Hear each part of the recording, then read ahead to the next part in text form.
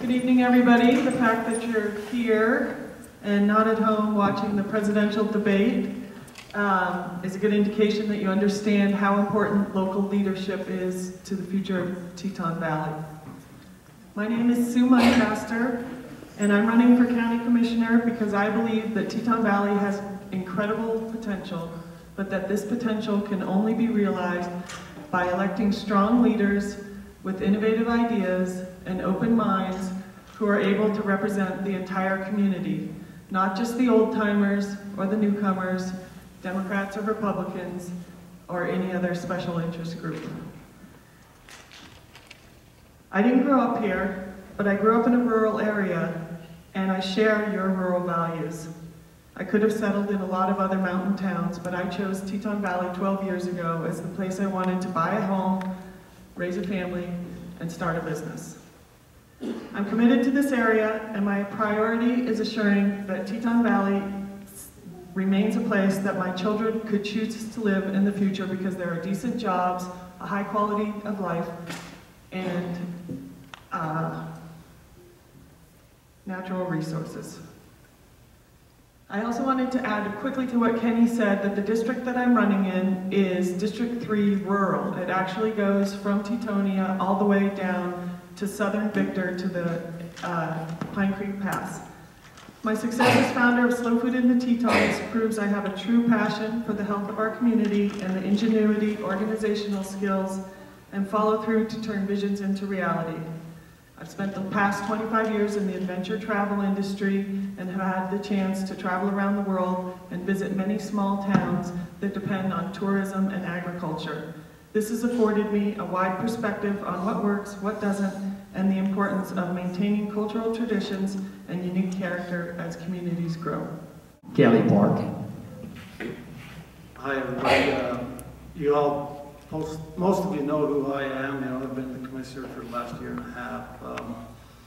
I'm married for 23 years to a wonderful woman named Becky, and I have two sons. One's a sophomore in college, one's a sophomore in high school.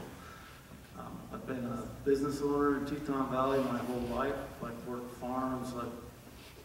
I've spent pretty much every fall in these mountains, what we have to offer to keep myself out of trouble and occupied.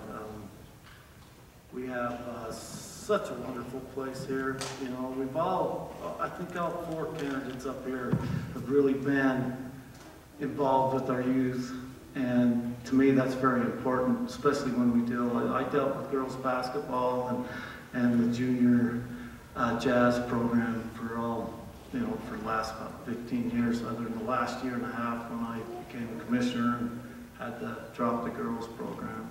But I still help with the junior jazz and again, because I think that's important.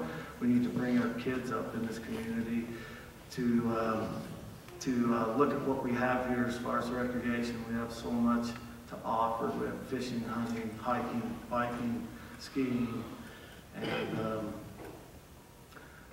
the importance of a good run economy through our county is very important to me. With my business background, I went to college in business, and that's very important in small communities, because if you can watch your checks and balances, then you can make a community run very smooth and more efficient. And with that said, that is my main purpose, to watch your checks and balances and to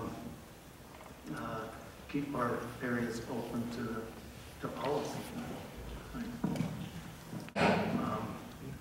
As county commissioner, you have your duty to all your citizens of Teton Valley. It's not just one set group.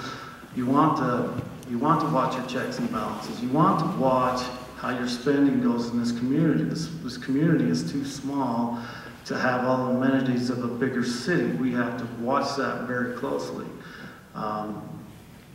I'm in there to watch our spending, and because of a business person, that's very important to me. Plus, I want to see the maintaining of access to all our mountains.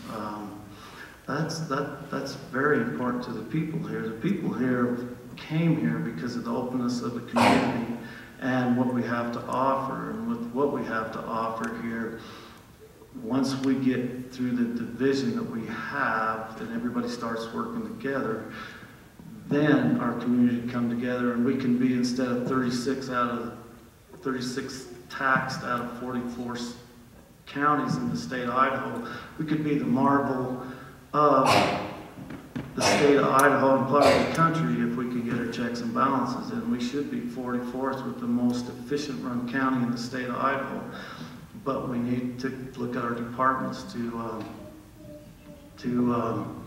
be able to watch where the spending goes.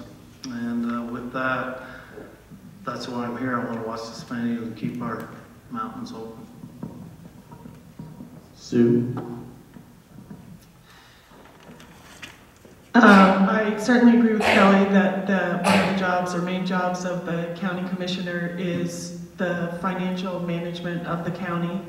I think that one of the biggest things that I've learned from the process of educating myself on all the issues in the county is that we need to be fiscally responsible. One way to do that is to make sure that development pays for itself and that it doesn't happen in such a way that it's on the backs of the taxpayers. The county commissioner's job description is to watch over the health, safety, and well-being of the community, and certainly a lot of those jobs involve things like roads, making sure schools are funded, the hospital, things like that. But this particular next 4 years, Kelly and I are running for a 4-year term. These guys are running for a 2-year term. The job of the commissioner is to assure that the vision of the community, as stated in the comprehensive plan, is implemented. And unless we implement some parts of the comprehensive plan, we will not be attracting new investment to our county.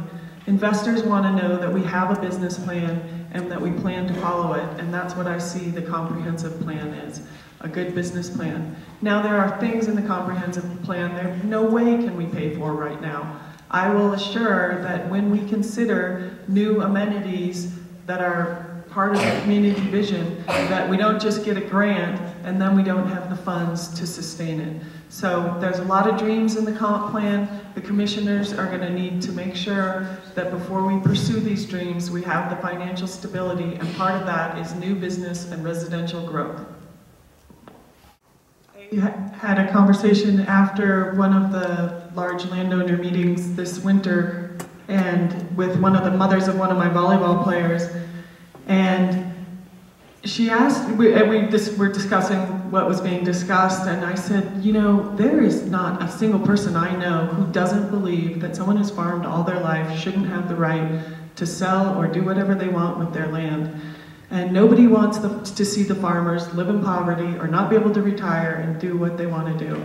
And she looked at me and tears filled her eyes and she said, really? And I think there's a real perception that the comprehensive plan wants to hurt the farmers or large landowners. Me personally, I'm not worried about the landowners, I'm worried about the developers. I don't have a problem with farmers selling their land, but I do have a problem with the 9,000 square foot home up on top of the ridge in the Spring Hollow subdivision just southeast of Tetonia.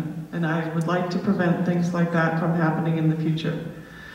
I believe in incentives over regulation, and there are a number of free market incentives that are listed in the comprehensive plan I'd like to pursue. Personally, my passion is supporting working farms and ranches so people can make a living off of the land. Incentivizing growth near the cities, transfers of development rights, family lot splits, fair compensation for open space that benefits the whole community, I think are all great free market solutions to some of the goals in the comprehensive plan. And again, I would say that development needs to pay for itself, and I intend to balance wildlife preservation and make sure it doesn't have an undue financial impact on any of the farmers or rangers that we value so much.